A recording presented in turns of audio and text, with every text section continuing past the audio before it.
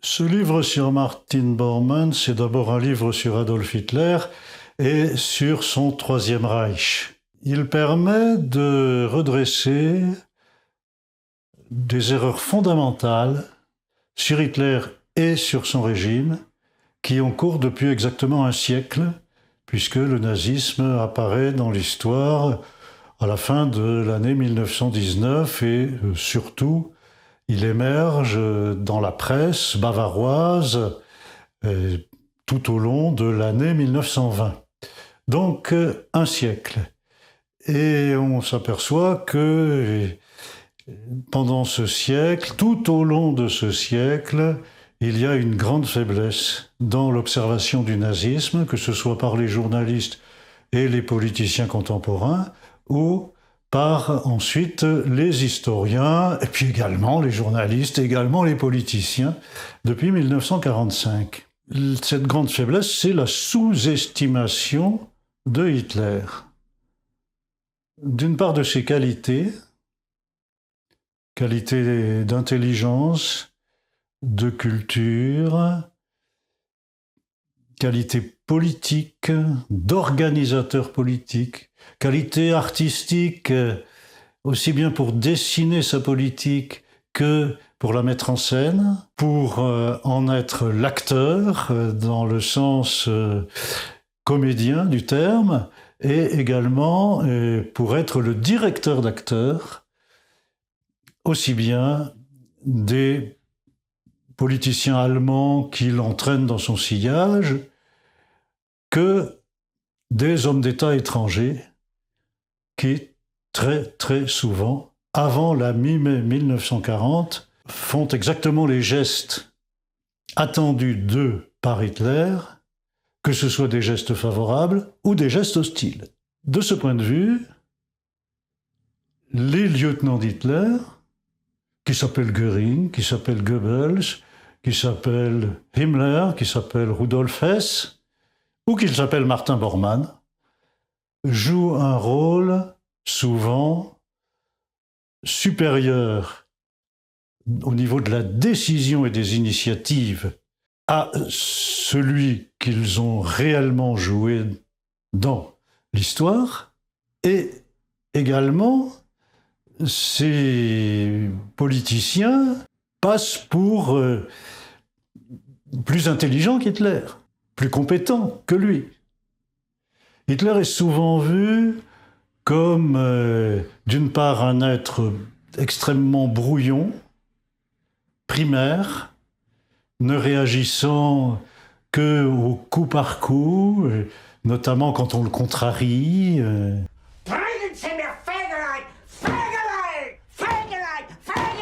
Décidant par exemple de bombarder l'Angleterre parce que Churchill le contrarie. Et d'autre part, il apparaît comme quelqu'un qui laisse ses lieutenants se débrouiller tout seuls dans leur coin, en étant lui-même sur une sorte d'Olympe, souvent matérialisé par son domaine de Berchtesgaden, le Berghof, et descendant de cet Olympe pour arbitrer des querelles entre ses lieutenants, et le plus souvent d'ailleurs dans un sens tout à fait unilatéral, c'est-à-dire en faveur du plus cruel. C'est comme ça notamment que la décision de tuer tous les juifs d'Europe accessibles aux griffes des nazis aurait été prise, c'est parce qu'on lui proposait diverses solutions et qu'il a fini par arbitrer en faveur de la plus cruelle.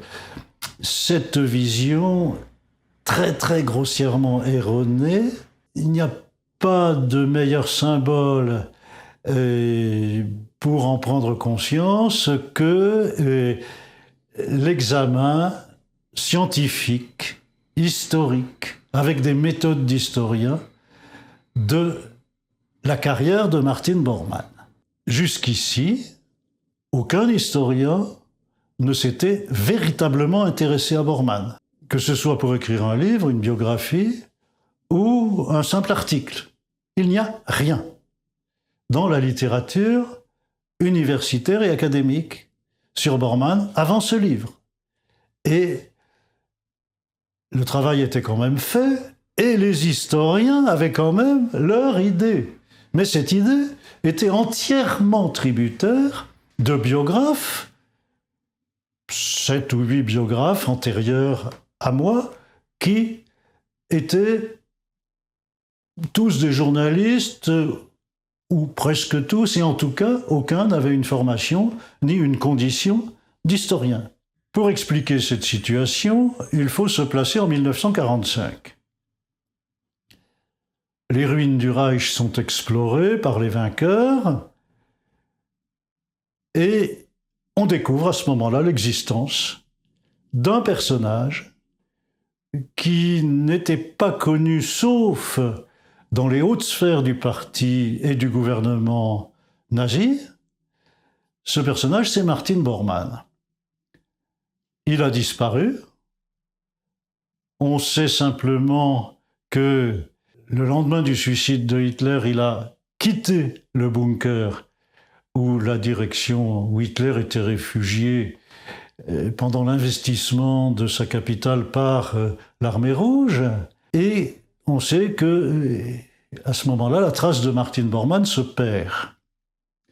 D'où 2 conséquences. La première, c'est que dans le doute, il est jugé à Nuremberg, puisqu'on se rend compte que c'était un personnage de premier plan dans la direction nazie.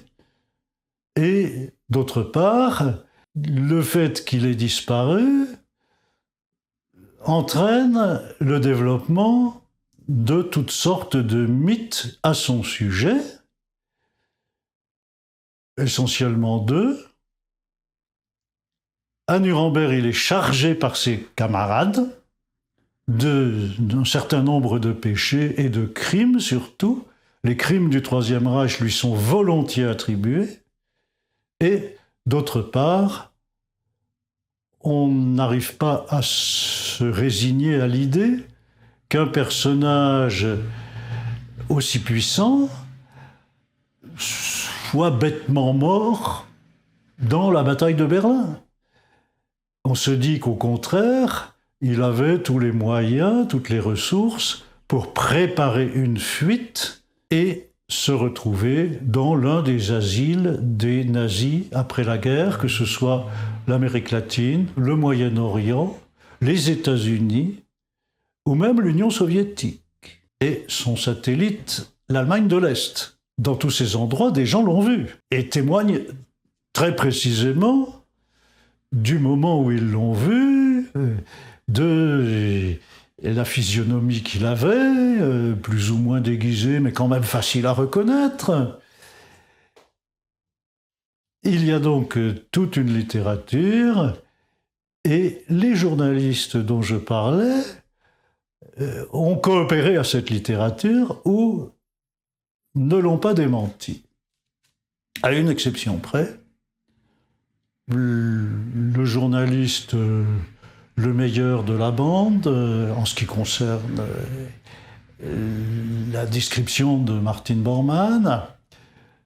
Également, ce journaliste est un grand connaisseur du Troisième Reich, a interrogé beaucoup de survivants, a une véritable compétence, qu'on peut dire même une compétence d'historien, ou que beaucoup d'historiens pourraient envier, sur les rouages, les arcanes et les secrets du Troisième Reich. Ce personnage s'appelle Johann von Lang et il était notamment rédacteur en chef pendant des années du magazine Stern, donc un grand journaliste allemand, tout à fait compétent, tout à fait sérieux, qui nous donne sa biographie de Martin Bormann en 1977. Auparavant, il avait été mêlé de près. Il s'était investi, il avait, on peut dire, milité contre le mythe de la survie de Bormann, pour la thèse de sa mort dans la bataille de Berlin, et il avait également coopéré activement à la découverte de son cadavre dans une fosse anonyme de Berlin, Berlin-Ouest, mais à quelques encablures du mur, Ça se passait en 1972 et il est absolument certain qu'il s'agissait bien du squelette de Martin Bormann. Cela dit, il a été identifié avec les moyens de l'époque, c'est-à-dire par la denture, puisqu'on avait son crâne, mais on n'avait pas de photographie de sa denture. L'identification avait été faite d'après les souvenirs d'un dentiste. Donc tout ça permettait un reliquat de doute, et tous ces gens qui avaient fait commerce de la survie de Bormann en ont profité pour dire mais non, non, non, c'est pas lui. Ou même certains ont admis que peut-être c'était lui, mais qu'à ce moment-là, on est sous le chancelier Willy Brandt. Willy Brandt a son ost politique, il est soucieux de aplanir tous les différends possibles avec l'URSS, et parmi ces différends, il y avait la survie de Bormann, l'Union soviétique accusant régulièrement les Occidentaux de cacher Bormann quelque part pour l'aider éventuellement à reconstituer en Allemagne un régime nazi avec la droite allemande et ce que la propagande soviétique appelait les revanchards allemands. Donc, il était, de la part de Willy Brandt, de bonne politique qu'on retrouve Bormann à Berlin et qu'on enterre, c'est le cas de le dire, définitivement le mythe de sa survie. Donc, on a même été jusqu'à accuser Willy Brandt d'avoir fait revenir le squelette d'Amérique latine pour l'enterrer exprès à cet endroit et tuyauter subtilement le journaliste Johann von Lang pour qu'il dise « Allez, il faudrait fouiller à cet endroit » et qu'ainsi on trouve la tombe. Bon, ces légendes, ces discussions, ces polémiques ont été largement éteintes par la nouvelle technologie de la fin du siècle, c'est-à-dire l'ADN, qui a permis d'identifier ces restes avec une grande certitude. Et à ce moment-là, comme par hasard, le mythe d'un transfert de squelettes depuis l'Amérique latine s'est également effondré.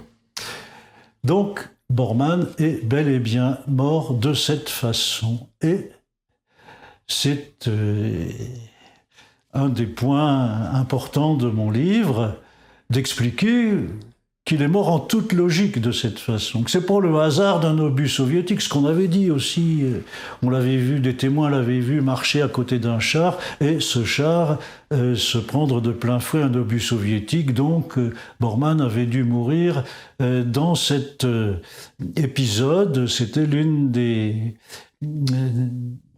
versions qui courait le plus volontiers, qui était le plus volontiers admise. Eh bien non, Bormann s'est suicidé au cyanure, comme son maître et idole Adolf Hitler, environ 36 heures après lui, parce qu'il a essayé, en fait, sans conviction, sans préparation aucune, de franchir les lignes soviétiques, et que quand il s'est aperçu que c'était bouché partout, avant d'être arrêté et questionné par une patrouille soviétique, il s'était très librement donné la mort. Ça, évidemment, cela suffit, ce constat, à montrer que Bormann était extrêmement perdu sans son Hitler, n'était pas du tout l'homme qu'on avait décrit à partir des témoignages intéressés du procès de Nuremberg et de toutes ces légendes de gens qui avaient intérêt à le charger, ou bien tout simplement de ces journalistes, de ces historiens, de ces politiciens qui ne voulaient pas entendre parler de la moindre qualité de chef d'Adolf Hitler et qui préféraient attribuer ces qualités à Goebbels, à Göring ou à Bormann, ou à Himmler ou à Hess. Donc, à partir de là, il faut revoir complètement le dossier de Bormann. J'ajoute une petite chose, c'est qu'il y a quand même un livre qui permettait, depuis 1954, de savoir beaucoup mieux à quoi s'en tenir sur Martin Bormann. Ce livre, c'est un livre en anglais qui s'appelle Bormann Letters et qui ne fait que éditer avec une préface assez courte de l'historien Hugh Trevor Roper, éditer donc la correspondance de Martin et de Gerda Bormann, son épouse, dans les 2 dernières années, 1943-1945. L'authenticité de ces lettres ne fait pas de doute, et elle montre, à travers cet échange conjugal, le vrai Bormann, parce qu'il ne cache pas grand-chose à son épouse. Alors ce ne sont pas des lettres politiques, il ne lui raconte pas au jour le jour, hélas, ce qu'il fait politiquement, mais il en parle quand même relativement souvent, et d'une manière intéressante, d'une manière surprenante par rapport à beaucoup de choses qu'on croyait savoir. Et donc, ce livre est connu en plus, il est connu pour une raison, une très mauvaise raison, ou disons une raison très très partielle, c'est qu'à un moment, Bormann avoue une infidélité. Il a commencé une liaison charnelle avec une actrice, une très belle actrice de cinéma, une star, qui avait tourné 3 films avant 1939, en vedette, et qui était aussi une actrice de théâtre, et qui d'ailleurs a survécu à la guerre, et qui, pour une raison ou pour une autre, a fait carrière en Allemagne de l'Est, à Berlin-Est, et jusqu'à sa retraite dans les années 1970, qui s'appelait Mania Behrens. Dans le livre, elle apparaît uniquement avec l'initiale de son prénom, M, et c'est d'ailleurs aussi Johann von Lang qui a contribué à son identification dans les années 60. Alors elle était encore vivante et très active à Berlin-Est, et la révélation de cette liaison n'a pas énormément plu aux autorités est-allemandes, et ça a mis un petit bémol à sa carrière qui s'est quand même poursuivie. Donc Bormann avoue cette liaison. Mania est une amie de la famille, et Gerda, l'épouse légitime, réagit très bien, très positivement, en disant notamment que Mania a perdu un fiancé, on suppose que c'est à la guerre, et que c'est très dommage que ces jeunes filles, tout à fait de bon sang à rien, ne puissent pas enfanter. Et donc, comme c'est une amie de la famille, comme les enfants l'adorent, les Bormann ont 10 enfants, eh bien, il n'y a pas de raison que nous ne vivions pas ensemble sous le même toit. Et puis même, nous allons nous arranger pour être enceintes alternativement. Et comme ça donnera à l'Allemagne de nouveaux enfants, parce qu'il va bien falloir réparer les pertes de cette guerre. La révélation de cette liaison survient au début de 1944, et donc, comme je disais, c'est la mauvaise raison pour laquelle ce livre est connu.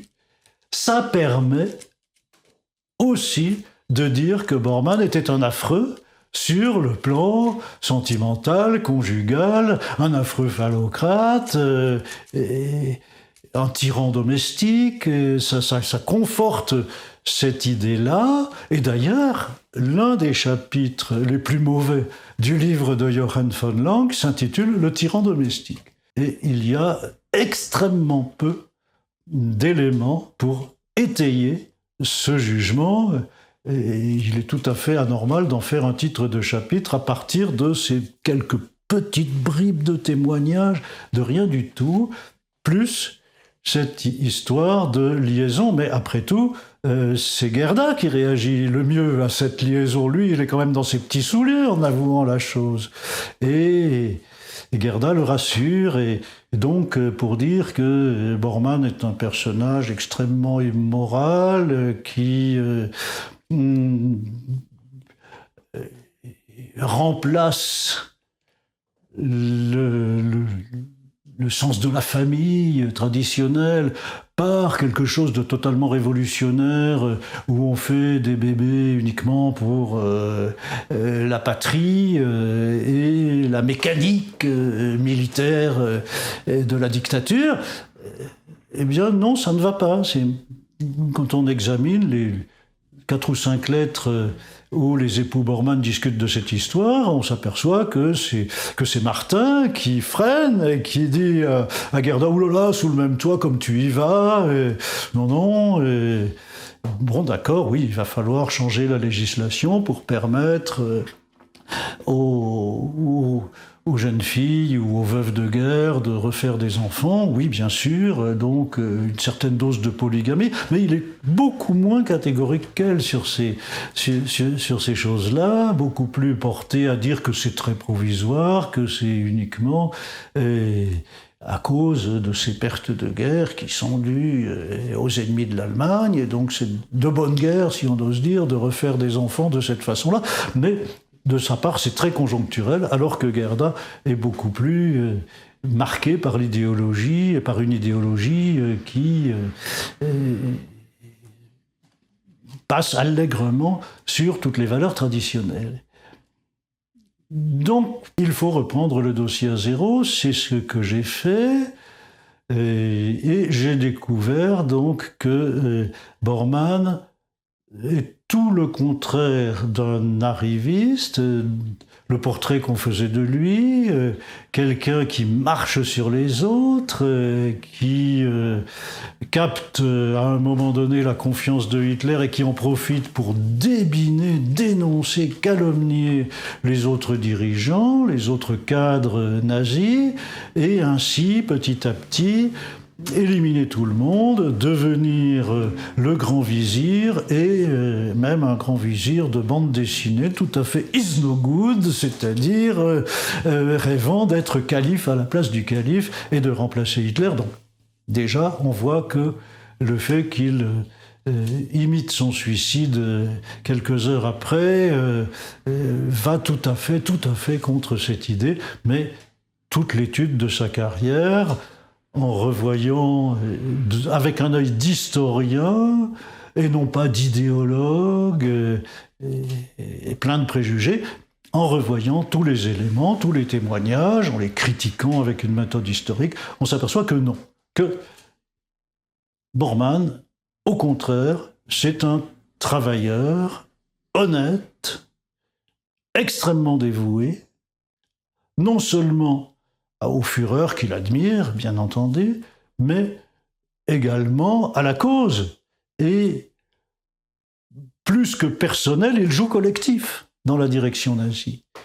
Il arrondit les angles. Il fait en sorte que ces personnalités qui ont effectivement une tendance à se contrarier les unes les autres, à vouloir s'évincer les unes les autres, et bien là-dedans, Bormann est plutôt l'homme qui fait en sorte que l'attelage soit cohérent et que les chevaux tirent globalement dans le même sens.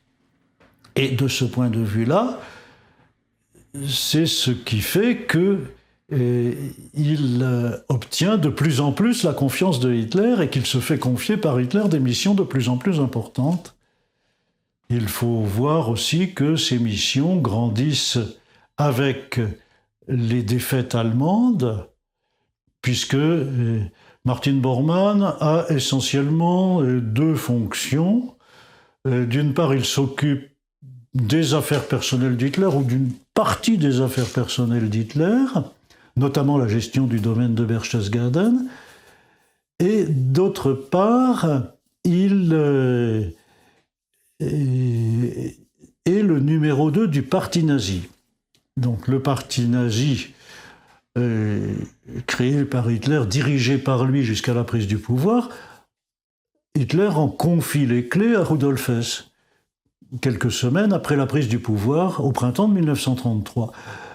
Et Rudolf Hess, au bout de quelques nouvelles semaines, se choisit un adjoint qu'il appelle son chef d'état-major, Stabschef, qui est Martin Bormann.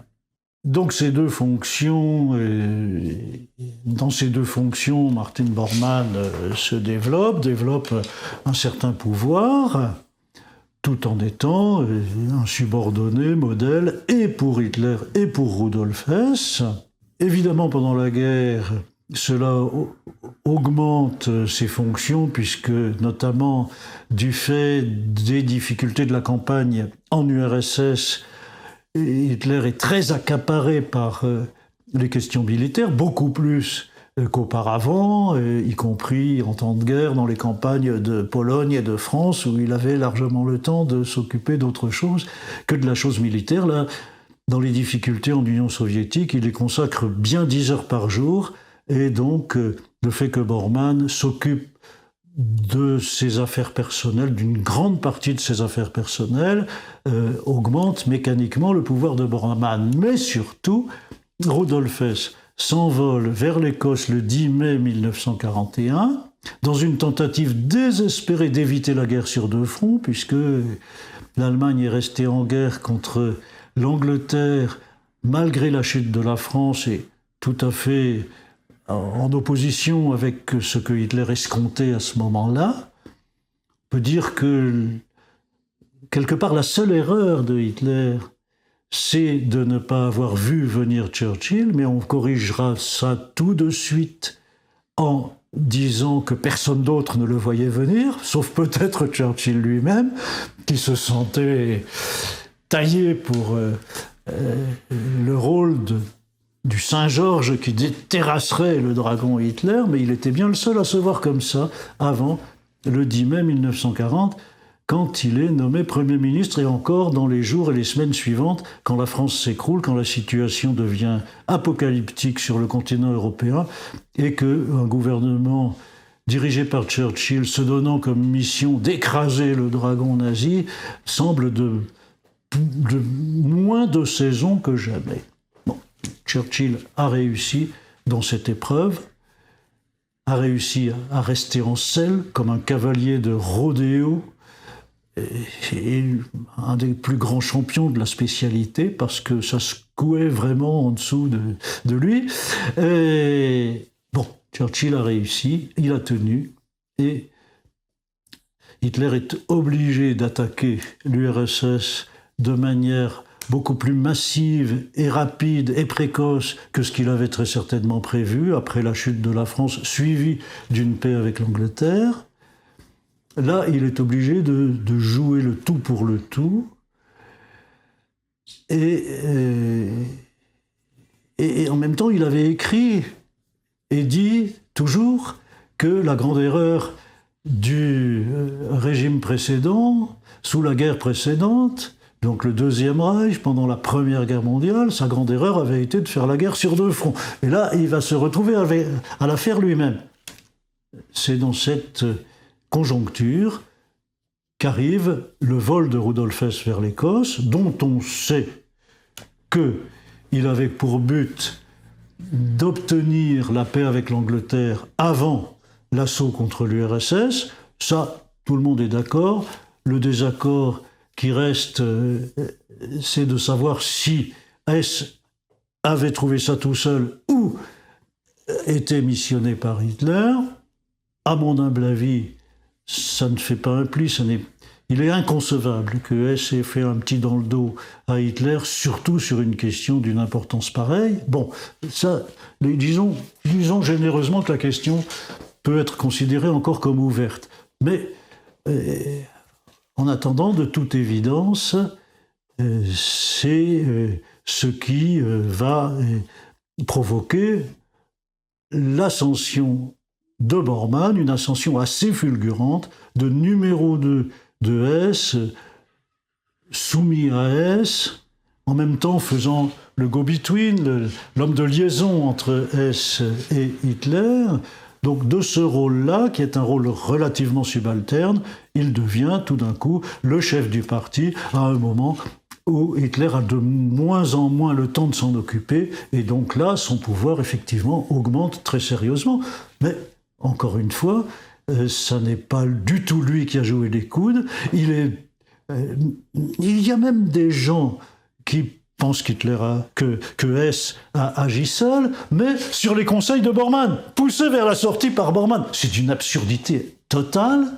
Bormann n'était absolument pas au courant de l'escapade de Hess, probablement même pas du fait qu'il faisait des vols d'entraînement. Tout ça était secret, était en cachette. Bormann avait d'autres chats à fouetter. Donc Bormann, autant il est inconcevable que Hitler n'ait pas été au courant du vol de Hess avant et ne l'ait carrément pas envoyé, autant il est tout à fait concevable et même hautement probable que Bormann ait été tenu à l'écart de tout ça. Ce qui montre aussi d'ailleurs les limites de ses capacités d'intrigue et du fait qu'il aurait connu tous les petits secrets des uns et des autres. Non, c'est un travailleur, c'est quelqu'un qui fait le boulot, c'est quelqu'un qui dirige ses Gauleiter, qui dirige en second le parti, qui s'investit énormément et qui passe pas son temps dans des intrigues. Donc son pouvoir augmente à ce moment-là, et il va augmenter de plus en plus, de manière là encore assez mécanique, par le fait que Hitler sait que la guerre est perdue, il le sait depuis l'automne 1941, c'est-à-dire le moment où il comprend qu'il va passer l'hiver en Russie, sans avoir obtenu la décision. Et quand il a attaqué le 22 juin 1941, c'était avec, non pas du tout la certitude d'en finir rapidement, mais l'espoir d'en finir rapidement. Et là-dessus aussi, souvent, on se trompe, on confond les deux. Il était extrêmement inquiet en attaquant l'URSS. Et c'est bien pour ça qu'il envoie Rudolf Hess, ou même en mettant les choses au pire, en ce qui concerne le fait que Hess ait pu cacher des choses à Hitler, que Hess ait bien vu que Hitler était très inquiet d'attaquer l'URSS et ait voulu lui enlever une épine du pied. On a le choix entre ces deux thèses, si on tient absolument à maintenir l'hypothèse que Hess aurait pu agir seul. Donc, Hitler sait qu'il a perdu, sauf si il arrive à dissocier la coalition américano-soviétique, occidentalo-soviétique.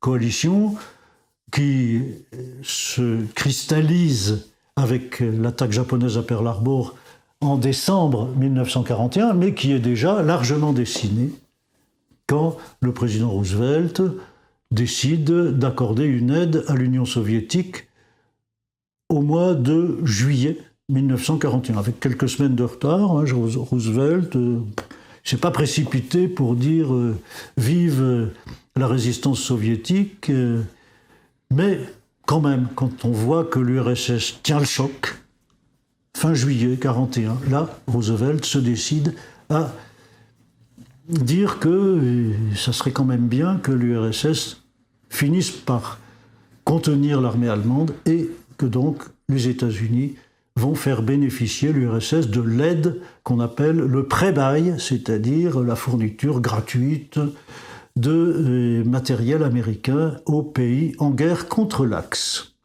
Donc, Hitler sait qu'il a perdu la guerre, il le sait dès l'automne 1941, il y en a des signes tout à fait certains, sauf si la coalition américano-soviétique, occidentalo-soviétique, se dissout. Et comme depuis le début de son pouvoir, depuis 1933, il s'ingénie à dissocier les pays étrangers pour qu'ils ne se coalisent pas contre lui. Alors donc, maintenant qu'ils sont coalisés, il s'ingénie à les diviser.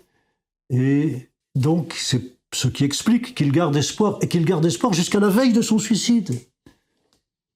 Il y a encore, à la veille de ce suicide, des tractations et des espoirs par certains intermédiaires, notamment Himmler, qui rencontre le Suédois Bernadotte, et qui marchande avec lui sur le fait d'épargner les derniers juifs qui moisissent dans les camps, et tout ceci ayant comme finalité de séparer les Américains des Soviétiques, de faire en sorte que, à un moment, on puisse dire les Américains manifeste une oreille complaisante vis-à-vis de ce genre de manœuvres et de propositions, qu'on fasse savoir ça par les canaux appropriés à Staline et que Staline se fâche un bon coup et que la coalition éclate. Hitler espère ça jusqu'à la veille de son suicide.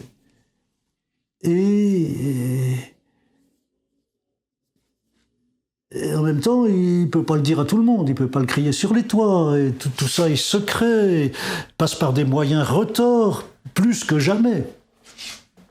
Tout le nazisme est plein de manœuvres retors, ça, depuis même avant la prise du pouvoir. Mais, à la fin de la guerre, on franchit encore des degrés dans le double langage, le triple, le quadruple, et le fait que Hitler, sa politique réelle est secrète, et sa politique à proclamer est une apparence. D'ailleurs, Martin Bormann ne comprend pas tout ça, il n'est pas dans toutes ses subtilités, et j'y reviendrai. Mais pour l'instant, ce que je cherche à dire, c'est à expliquer son ascension par le fait qu'Hitler croit encore en la victoire possible, ou du moins en une limitation des dégâts, en une survie du régime nazi après une paix blanche, une paix de compromis, en gardant ce qu'on peut comme territoire.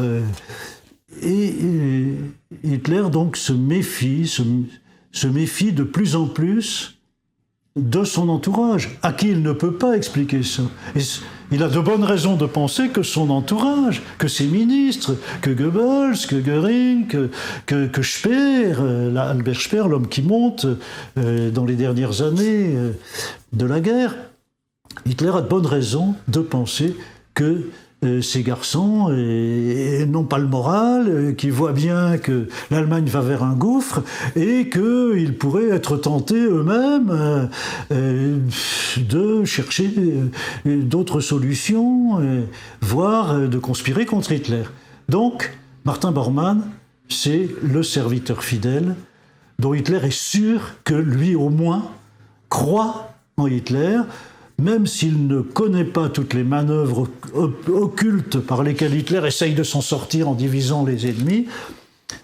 Martin Bormann croit en le génie de Hitler, croit que Hitler va encore toujours trouver une solution pour qu'on s'en sorte, et c'est ça qui importe à Hitler, et c'est ça qui fait que Martin Bormann a apparemment un pouvoir qui augmente de plus en plus. Et donc finalement, c'est le contraire d'un arriviste, c'est le contraire d'un tyran domestique, c'est le contraire de quelqu'un qui enferme Hitler. C'est ce qu'on a beaucoup dit aussi, c'est que à la fin, surtout, Hitler ne vivait que d'illusions. Hein. On néglige beaucoup ce que je viens de raconter, l'espoir qu'il avait quand même de diviser la coalition adverse. Donc on préfère croire qu'il s'imaginait que la victoire était encore possible sur le plan militaire, ce qui est une absurdité depuis 3 ans au moins, il n'en croit rien. Mais beaucoup de gens qui écrivent encore aujourd'hui sur lui pensent qu'il le croyait, écrivent qu'il le croyait. Et ce n'est évidemment pas du tout le cas. Mais Hitler croyait dans une victoire possible ou dans une limitation des dégâts par l'éclatement de la coalition adverse, et cela, il ne pouvait pas le dire trop fort, il était bien obligé de dire « mais si, regardez, sur le terrain militaire, il y a encore des choses à tenter ». Donc Bormann n'est pas du tout quelqu'un qui isole Hitler et qui fait que Hitler ne serait plus au contact des mauvaises nouvelles. Si jamais Hitler l'avait surpris à prendre ça, il le congédiait sur l'heure. Hitler n'aurait pas supporté une seconde de ne pas être bien informé de ce qui se passait.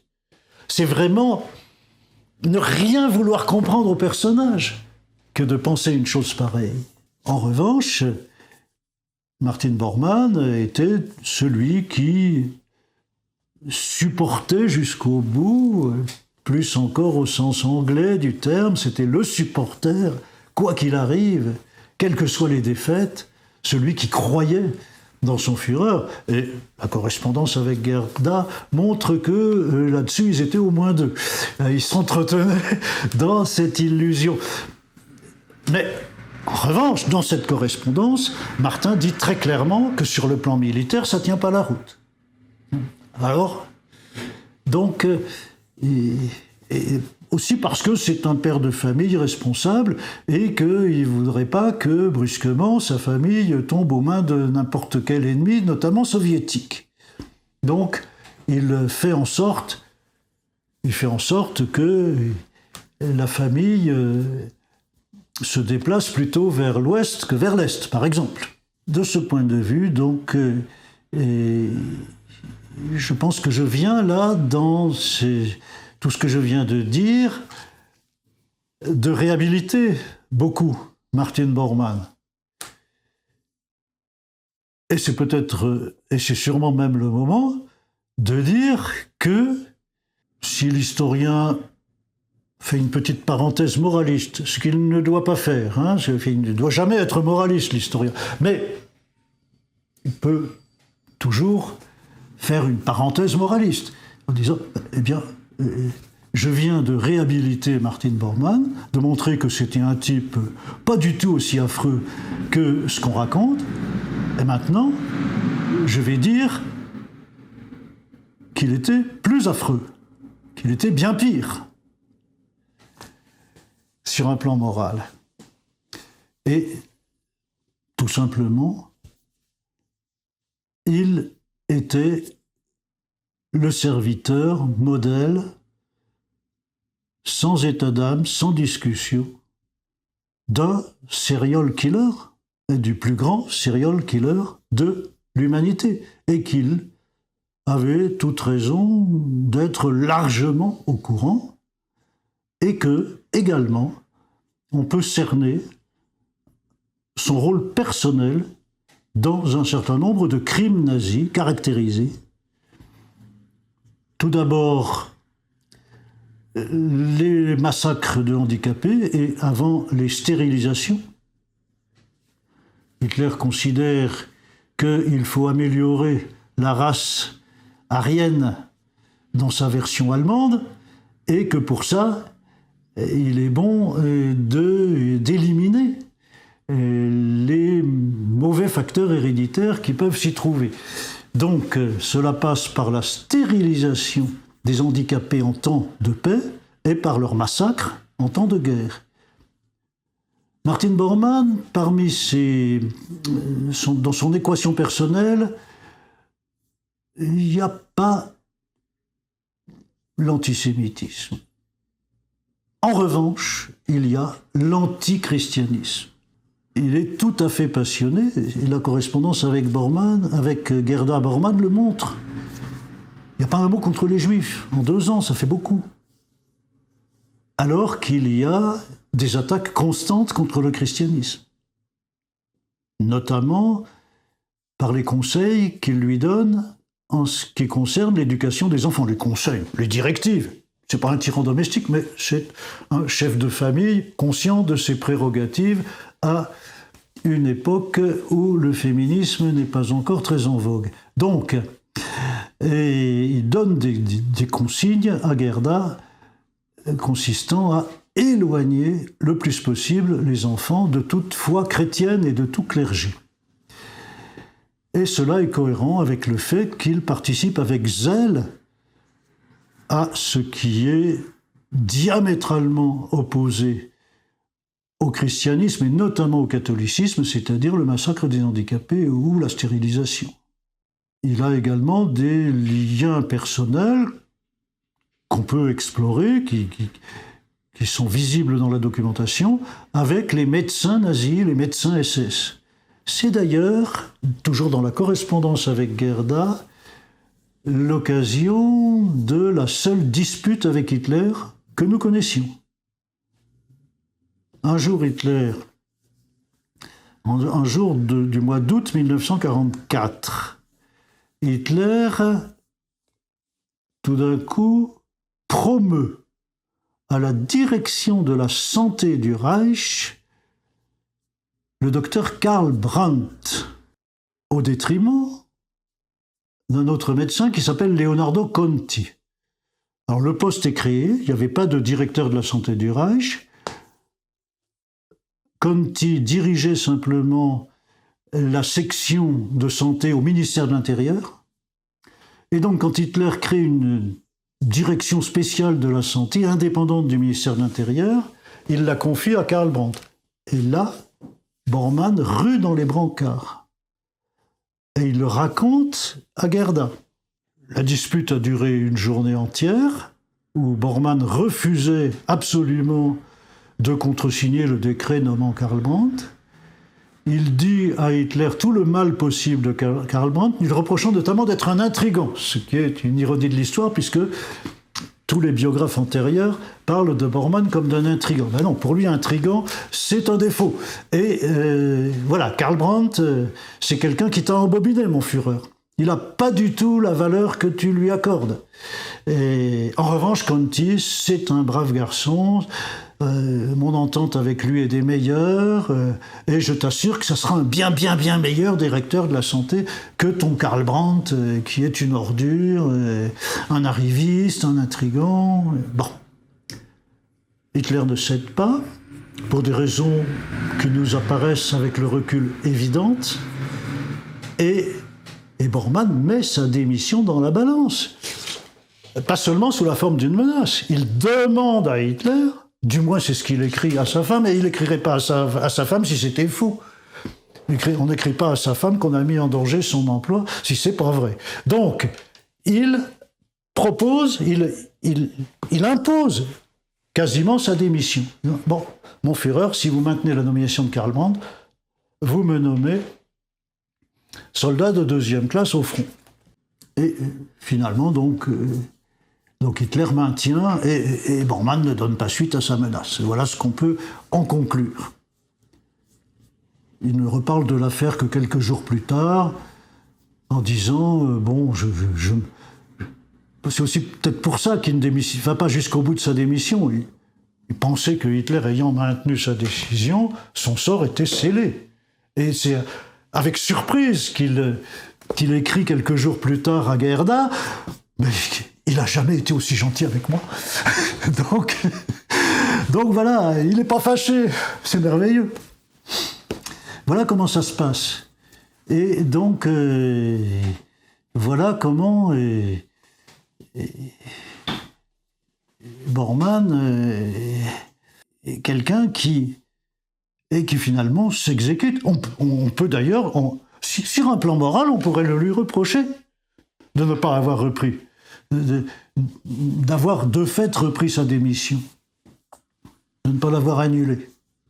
Parce qu'effectivement, Karl Brandt est une ordure, certainement plus que Conti. Fin de la parenthèse morale. Karl Brandt, c'est l'homme de l'entourage de Hitler, c'est son médecin personnel, l'un de ses médecins personnels, en rivalité d'ailleurs avec un autre médecin, Théodore Morel, qui est celui auquel Hitler fait le plus confiance, mais il s'adresse aussi volontiers à Karl Brandt. Mais Karl Brandt, c'est l'homme des bases œuvres médicales du Troisième Reich depuis le début. Enfin, depuis qu'il est entré dans les petits papiers de Hitler au milieu des années 30. Et en particulier, c'est Karl Brandt qui, au début de la guerre, en septembre-octobre 1939, met en route l'assassinat des handicapés. Plus que Conti, plus que Bormann. en allant spécialement présider à l'assassinat d'un enfant dont le père avait réclamé l'euthanasie. Karl Brandt sera d'ailleurs l'un des très rares pendus de Nuremberg à crâner au pied de la potence en protestant contre son exécution, en disant que c'est une justice de vainqueur, etc. Les autres pendus de Nuremberg, et en plus c'est en 1948, c'est lors du procès des médecins, l'un des nombreux procès de Nuremberg, et on n'a pas vu les autres nazis exécutés avoir un comportement aussi peu repentant, même s'ils étaient loin d'être tous repentants, mais tout de même, disons que leur profil était un peu plus bas. C'est de loin le nazi exécuté qui fait au pied de la potence le moins amende honorable. Donc voilà ce que c'est que Karl Brandt, et si Bormann s'oppose autant à sa nomination, c'est très révélateur du fait que, de son rapport avec Hitler, du fait qu'il n'est pas dans tous les secrets d'Hitler, et je suis obligé d'aller jusqu'au bout, d'entrer dans les détails, de dire pourquoi Hitler tient tellement, au point de risquer de se séparer de Bormann, ce qui est quand même pas rien pour lui. Pourquoi il tient tellement à Karl Brandt? C'est assez probablement parce que Brandt allait être chargé de diriger des expériences sur les gaz de combat. Gaz de combat qui avaient été écartés d'un commun accord de la Seconde Guerre mondiale. Autant on en a usé et abusé pendant la première, où ils ont été inventés, autant il n'y a pas eu un seul soldat gazé dans aucun des camps, sauf peut-être un peu du côté du Japon, mais c'est autre chose. Donc, il n'y avait pas de gaz de combat. Et on est en août 1944, et Karl Brandt va être chargé, ça on le sait, de diriger des expériences sur des cobayes humains concernant les gaz de combat. Donc, visiblement, Hitler se gardait ses atouts dans la manche, et il avait besoin de Brandt pour mettre au point ces armes-là. C'est probablement la grande raison. Et visiblement, il n'en dit rien à Bormann. Donc on voit les limites de la confiance qu'il lui accorde. C'est pas qu'il fasse pas confiance à Bormann, c'est qu'il a un principe du secret et du cloisonnement. Et donc Bormann peut être considéré comme pire que ce qu'on a dit de lui, par le fait qu'il relaye les ordres criminels de Hitler. Et très probablement, à la fin de la guerre, il prend des responsabilités énormes de ce point de vue-là. Alors je documente dans le livre le suicide de Rommel. Rommel, qui n'a pas été mêlé à l'attentat manqué de Hitler le 20 juillet 1944, les conspirateurs l'ont sans doute approché, mais il ne les a pas encouragés. En revanche, il reçoit la visite de 2 généraux allemands, dont Burgdorf, qui est le plus proche collaborateur militaire de Hitler à ce moment-là. Keitel, Jode, Krebs und Burgdorf.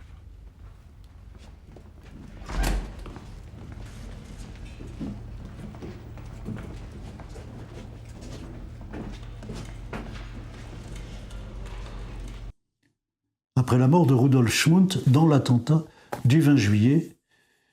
Rudolf Schmundt, qui est un militaire très important et très méconnu de la Seconde Guerre mondiale, vraiment l'alter ego d'Hitler sur le plan militaire, remplacé par ce Burgdorf, qui n'a sûrement pas la même relation à Hitler que lui, et ni la même envergure. Mais donc Burgdorf va trouver avec un acolyte Rommel le 14 octobre 1944 et lui met le marché en main, soit tu te suicides, soit tu passes en procès. Si tu te suicides, tu auras des funérailles nationales et ta famille sera épargnée. Si tu passes en procès, là, on ne peut rien te garantir de tel. Et Rommel, à qui on a laissé au maximum un quart d'heure de réflexion, opte pour la solution que l'on sait. Eh bien, on sait que cette affaire a été instruite par Bormann. Bormann, qui est d'ailleurs mêlé de près à l'enquête sur le 20 juillet. Hitler reçoit tous les jours des rapports de Kaltenbrunner, donc le numéro 2 des SS après Himmler, Kaltenbrunner qui dirige l'enquête et qui fait rapport quotidien à Hitler, et ça passe par Bormann. Et donc Bormann est très très au courant quels sont les généraux qui sont soupçonnés d'avoir conspiré, et les autres d'avoir été simplement approchés ou même pas approchés du tout. Il sait très bien que Rommel n'est pas dans le coup. Donc si Bormann est mêlé de près au suicide forcé de Rommel, ça n'est pas non plus pour éliminer un rival, tout ce qu'on a tendance à penser de lui. C'est qu'il a réuni contre Rommel des éléments. Et ces éléments, ça passe par les Gauleiter, donc c'est le Bormann dirigeant les Gauleiter qui est là dans le coup. Il y a un Gauleiter qui dit qu'il a rencontré Rommel fin septembre 1944 et que Rommel lui a dit « Hitler est fou, on ne continue pas une guerre dans ces conditions ». Et donc Bormann lance une enquête. Il lance d'autres membres de la Gauleitung locale dans la région d'Ulm pour savoir notamment si Rommel a gardé ça pour lui, ou pour le parti, puisqu'il le dit à un Gauleiter, ou bien s'il a un peu bavardé dans la région. On n'a pas tous les éléments, on n'a pas toutes les archives, mais on sait que Bormann a posé ce genre de questions à ses agents locaux. Et donc, finalement, le verdict est là. Hitler, après une quinzaine de jours de réflexion, a décidé d'envoyer Burgdorf pour assassiner Rommel de la façon qu'on a dit. Voilà donc un crime caractérisé de Bormann, une complicité de crime absolument caractérisée, qui montre bien comment agit le personnage. Il est tout à fait pour éliminer sauvagement les gens qui ont des doutes. Et on va retrouver ça dans l'affaire Göring à la fin de la guerre. Donc, auparavant, on peut dire un mot du fait que il y a des crimes à la fin de la guerre. Il y a des crimes un peu anonymes, un peu collectifs, des cours martiales qui parcourent le Reich à la recherche des gens qui disent que c'est fichu. Et donc, un certain nombre sont exécutés, le plus souvent par pendaison, après la réunion d'une très vague cour martiale. Bormann, en tant que chef des Gauleiter, est très très compromis dans ce processus-là aussi. Et il y a également le fait que les camps de concentration et les prisons sont écrémés d'un certain nombre de gens qui sont tués, en général par les SS. On connaît l'exemple, par exemple, de Albrecht Haushofer, l'exemple de Herschel Greenspan, l'homme qui, en tuant un diplomate à Paris, avait été à l'origine de la Nuit de Cristal, qui était toujours dans une prison nazie ou dans un camp à la veille de la défaite du Reich. Il y a Georg Elser, celui qui avait organisé l'attentat manqué contre Hitler du 8 novembre 1939. Donc, ces garçons-là sont extraits de leurs cellules et abattus par les SS au mois d'avril 1945, dans les toutes dernières semaines du Reich. On n'a pas de documents prouvant que Bormann ait donné les ordres nécessaires, mais disons, d'une part, c'est tout à fait probable qu'au moins dans certains cas, la commission ait été faite par lui, en direction des exécuteurs, à partir d'ordres de Hitler, Bormann étant lui-même persuadé qu'il fallait exécuter un certain nombre de traîtres dans la conjoncture que vivait le Reich. En tout cas, ce dont on peut être certain, c'est que s'il avait reçu un tel ordre, il y aurait obéi aveuglément. Et cela nous amène à l'affaire Göring. Göring est le successeur désigné de Hitler. Jusqu'au 22 avril 1945. Si Hitler meurt brusquement, Göring légalement lui succède. Et le 22 avril, Hitler, contrairement aux espoirs de son entourage et notamment de Bormann, c'est là aussi qu'on voit qu'il n'y a pas toujours harmonie totale entre les deux, et c'est là aussi qu'on voit que Bormann n'avait nullement préparé sa fuite, puisqu'il était parmi les conseillers qui conseillaient le plus vivement à Hitler de quitter Berlin. Et s'il fallait faire une fin, d'aller la faire à Berchtesgaden. Un lieu qui était encore pas trop menacé par les armées alliées, contrairement à Berlin qui était en train d'être investi par les soviétiques. Donc, c'est le 22 avril que Hitler fait savoir qu'il restera à Berlin quoi qu'il arrive. Et que donc il va s'y suicider s'il n'arrive pas à diriger la défense, comme il dit, et à repousser l'agresseur.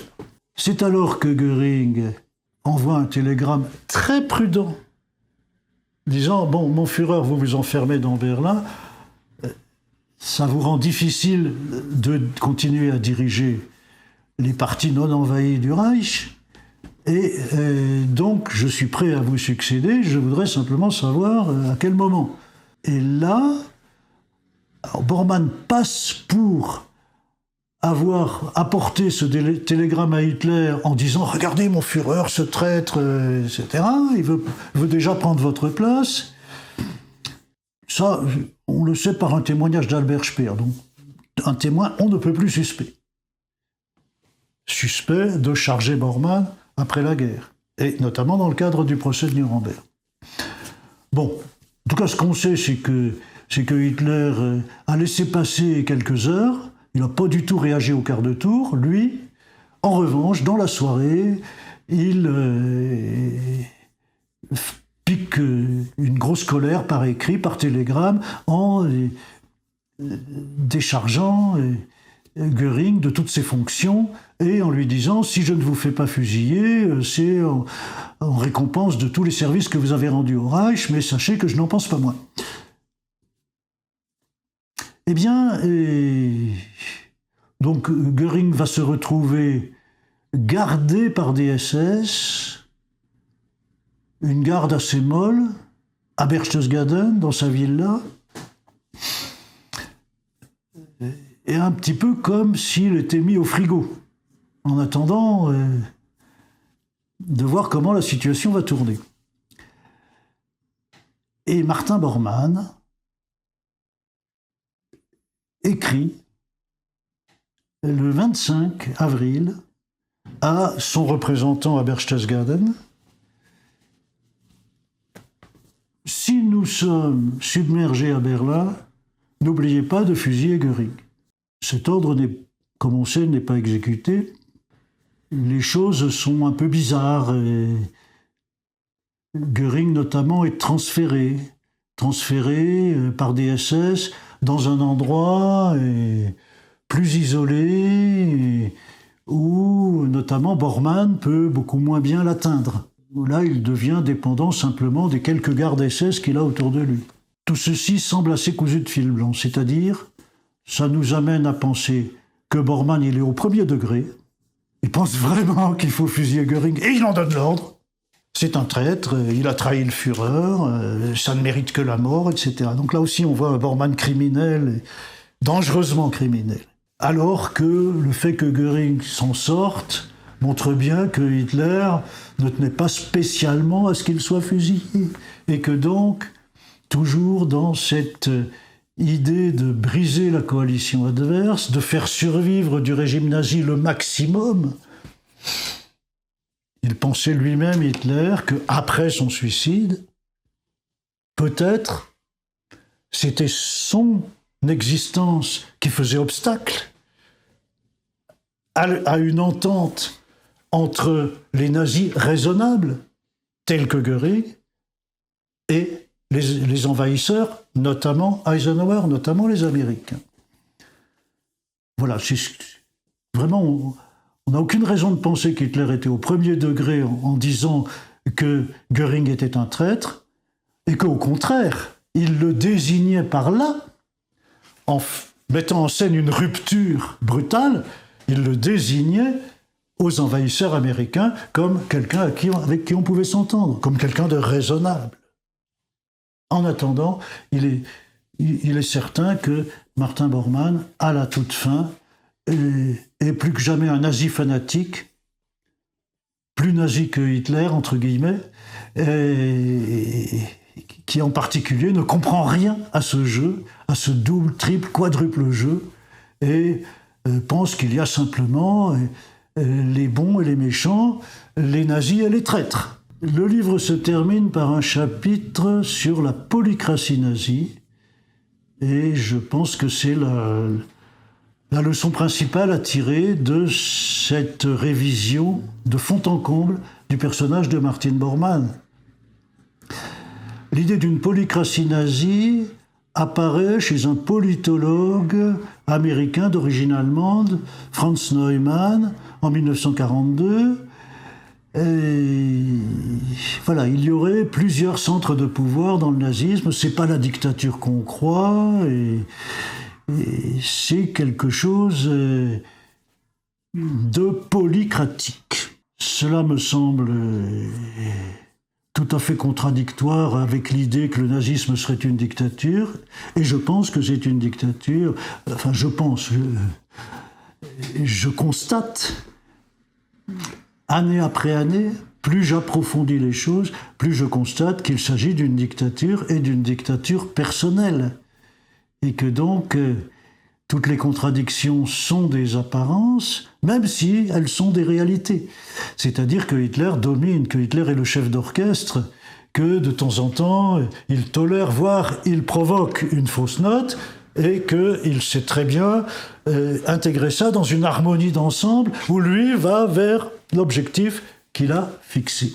Donc, en prenant Bormann comme quelqu'un qui a du pouvoir et qui augmente son propre pouvoir, on alimente l'idée d'une polycratie nazie, on la consolide, on la conforte, alors qu'en observant Bormann, en observant que son ascension est due pas du tout à son ambition, mais au fait que c'était un bon serviteur, que c'était un homme fiable, un homme zélé, un homme auquel Hitler pouvait faire de plus en plus confiance au fur et à mesure que la situation se détériorait, celui-là ne le lâcherait pas, eh bien, on s'éloigne de l'idée d'une polycratie nazie, on lui tord le cou, on considère que vraiment Franz Neumann n'a pas rendu un bon service à la discipline historique en accouchant de ce concept, et qu'il est temps de l'enterrer sans fleurs ni couronne.